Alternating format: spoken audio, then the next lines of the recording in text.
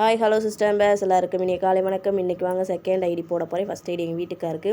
இந்த டேஷ்போர்டை வந்து சைடில் இருக்க டேஷ்போர்டு அந்த 3 கோடு இருக்குல்ல, அதை வந்து கிளிக் பண்ணுங்கள். கிளிக் பண்ணிங்கன்னா உள்ளே வரும்.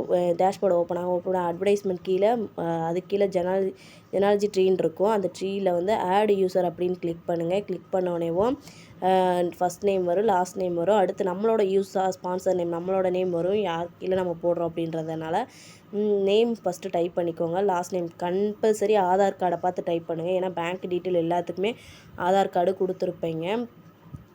இது யாருக்கு வந்து நான் டைப் பண்ணுறேன்னு பார்த்தீங்கன்னா, என்னோடய அண்ணனுக்கு தான். இன்றைக்கி தான் என் அண்ணன் என்னை நம்பி ஆதார் கார்டை கொடுத்துச்சு. இல்லாட்டி எனக்கெல்லாம் போட வேண்டாம் அப்படின்னு தான் சொல்லிக்கிட்டு இருந்துச்சு. ஒரு தடவை ட்ரை பண்ணி பாருன்னு சொன்னவும் கொடுத்துச்சு.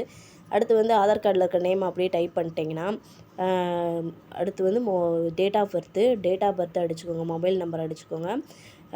எந்த நம்பர் எந்த பேங்க் எந்த டீட்டெயில் கொடுத்துருக்கீங்களோ, எந்த நம்பர் கொடுத்துருக்கீங்களோ அந்த நம்பரவே அடிங்க. ஏன்னா எதுனாலும் மெசேஜ் அதில் தான் வரும். அது கொடுத்தோடனே மேலே சக்ஸஸ்ன்னு வந்துருச்சு அந்த நம்பர் கொடுத்தோன்னே. ஏன்னா இதுக்கு முன்னாடி வந்து இந்த நம்பர் யூஸ் ஆகலை, மைவே3 ஓப்பன் ஆகலை. அதனால் இப்போ தான் ஃபஸ்ட் டைம் ஓப்பன் பண்ணுறதுனால சக்ஸஸ்ன்னு வந்துருச்சு. ஒவ்வொருத்தவங்க மைவே3யில் ரொம்ப நாளைக்கு முன்னாடி ஜாயின் பண்ணிட்டு திருப்பி இப்போ புதுசாக ஓப்பன் பண்ணாங்க அப்படின்னா அவங்களுக்குமே ஓப்பன் ஆகாது. அடுத்து வாட்ஸ்அப் நம்பர் தனியாக கேட்கும், அதே கொடுத்துக்கோங்க. அடுத்து ஸ்டேட்டு, எந்த ஸ்டேட்டு அப்படின்றதே கொடுக்க நம்ம ஆஸ் யூஷுவல் வழக்கம் போல் தமிழ்நாடுனே கொடுத்துடலாம். அடுத்து என்னென்னு பார்த்தீங்கன்னா, எந்த சிட்டியில் இருக்கீங்க. அண்ணன் வந்து மதுரை, அதனால் நான் மதுரைன்னு கொடுத்துருக்கேன். அதோட பின்கோடு போஸ்டல் கோடு என்னென்னு கேட்கும், அதையும் கொடுத்துருங்க. அடுத்து லாங்குவேஜ் என்னென்னு கேட்குது. அடுத்து கண்டிப்பாக நம்ம மெயினாக மனப்பாடம் பண்ணி வச்சு நம்ம ஞாபகம் வச்சுக்க வேண்டியது யூசர் நேமும் பாஸ்வேர்டும் தான். பாஸ்வேர்டு மட்டும் மறந்துடாதீங்க. மறந்தீங்கன்னா கண்டிப்பாக என்ன ஆகும் பார்த்தீங்கன்னா, நம்ம போய் எதுலையா ஒன்று மாட்டிக்கிடுவோம். இதுவும் நம்ம ரிஜிஸ்டர் பண்ணும்போது ட்ரீ ஓப்பன் பண்ணும்போதும் கம்பல்சரி நம்ம கட்டாயமாக கேர்ஃபுல்லாக ஆதார் கார்டை பார்த்து பண்ணணும். அதே மாதிரி நம்ம செல்ஃப் டிக்ளரேஷன் ஃபார்ம் பண்ணும்போது கேர்ஃபுல்லாக பண்ணணும். இது 2 தான் மெயினேவும். அப்போ தான் நம்மளுக்கு வந்து எந்த ஒரு இஷ்யூ வராது அமௌண்ட் ஏறுறதுல.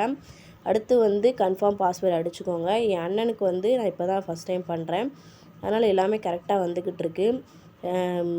அடுத்து கன்ஃபார்ம் பாஸ்வேர்டு அடிச்சுக்கோங்க. பாஸ்வேர்டு வந்து எப்படி அடிக்கிறீங்கன்னு பார்த்தீங்கன்னா, ஒரு லெட்டரும் கேப்ஸ் லெட்டரும் ஒரு நியூமரிக்கல் வேர்டும் நியூமரிக்கல் லெட்டர் நம்பரும் அப்புறம்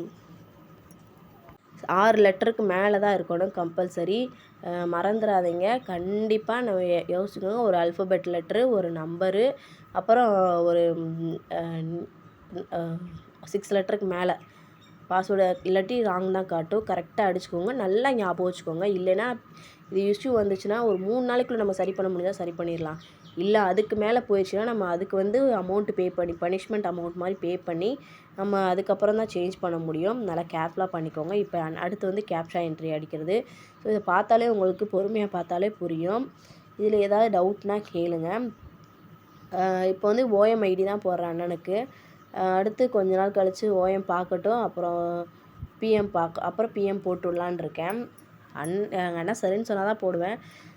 அது ஒன்றும் சொல்லாது, 7 ரூபா ஐடி தானே அப்படின்றப்ப ஒன்றும் சொல்லாது. 1 லட்சம் அமௌண்ட் கேட்டால் தான் என்ன ரியாக்ட் பண்ணணும்னு தெரியாது.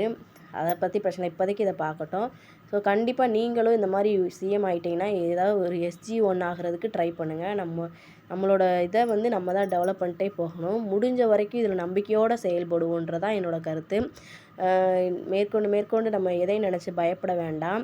ஸோ இன்றைக்கி நியூ இயர் அவர் சொன்ன வார்த்தைகள், MD சொன்ன வார்த்தைகள் நல்ல நல்ல வார்த்தைகளாக சொன்னார்.